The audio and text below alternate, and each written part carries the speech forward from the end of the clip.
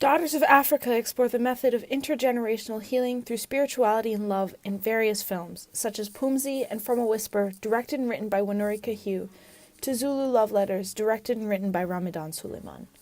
All these films are recent, having all been released in the 2000s.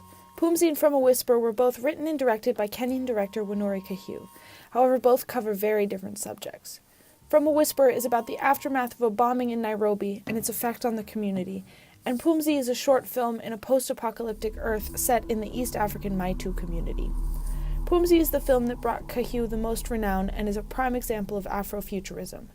Nowadays, Kahiu is known for founding Afro Bubblegum, a group devoted to curating fun, fierce, and frivolous African art and representations of Africa that exist for the sole purpose of existing.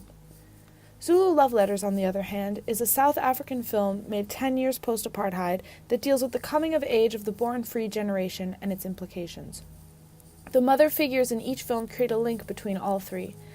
Kahiu and Suleiman both explore the impact of intergenerational healing through these mothers and the spirituality and love that arises in the parent-child relationship. All the mothers represent healing in these films. Because of this, all of the action of the films takes place before the film actually starts. In From a Whisper and Zulu Love Letters, this action is then revealed through flashbacks, and in Pumzi, the devastation of the earth is clear to see in the panoramic shots of the desert.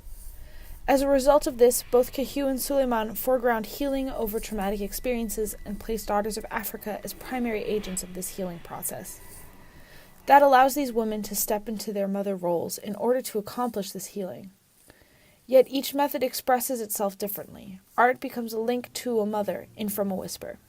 Art is a method for the main character to process her mother's absence and find resolution. The main motif of the artwork in the film is a red spray-painted heart in all of Tamani's paintings. This image follows us throughout the film, culminating in a final moment when these hearts are used to commemorate all the victims of the attack. Love, art, and motherhood all inextricably linked in a cathartic moment. The art of the film and Abu's role in sharing and spreading this art all create a message of hope and warmth. From a Whisper allows art to stand in for a mothering presence, but centers Tamani and her connection to her mother in a way that proclaims that death is not the end and that love extends beyond the grave in many forms. This is just one way that the presence of Tamani's mother is felt, though she is not physically present. The other is through the mixture of timelines that occurs in the film. This separation between past and present is never made clear and is up to the watcher to realize as the film continues on. As a result, the distinction between past and present is blurred to further show how they are influencing each other. In fact, the same scene is even repeated twice, once at the beginning and at the end of the film, with entirely different meaning. In this way, the past and the present influence each other throughout the film, and Tamani's mother's story is expressed to allow Tamani and her father to heal in the present. The film counsels forgiveness in all things and practices that forgiveness to break down the dichotomy of good and evil actions and make it irrelevant. The short film Pumzi is an Afrofuturist take on the increasing threat of climate change and emphasizes throughout the character of Asha the need to nurture and heal the earth, as well as the reciprocal relationship between human and earth. In Pumzi, the role of the mother is that of Mother Earth, but in this case, it is reversed so that our protagonist, Asha, must mother the earth. The short film follows Asha as she struggles to bring the mother tree back to life. She plays the role of the mother to the earth and helps it heal after the devastation wrought by previous generations.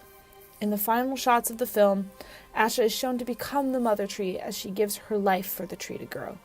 The visuals very clearly mark the link between Asha and the mother tree and its life-giving properties as the camera expands to show a greater forest growing, and the soundtrack reveals sounds of life mixed in with the music.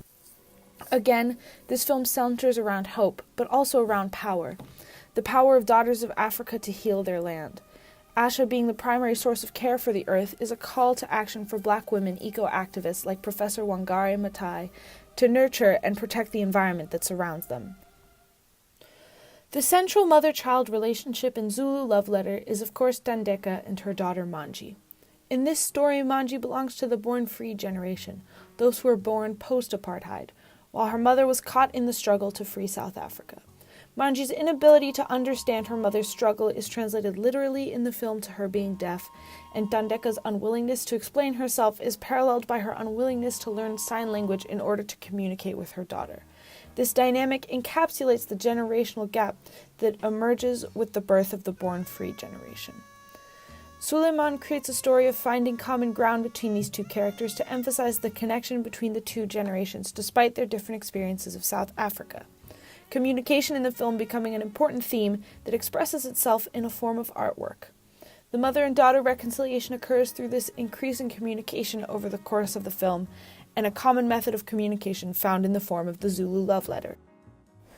A Zulu love letter is generally a beadwork necklace given to a lover, where each bead color has a significant meaning. In this case, the Zulu love letter is reinterpreted into a mix of different materials and photographs, but remains a method of communication that brings both Thandeka and Manji together.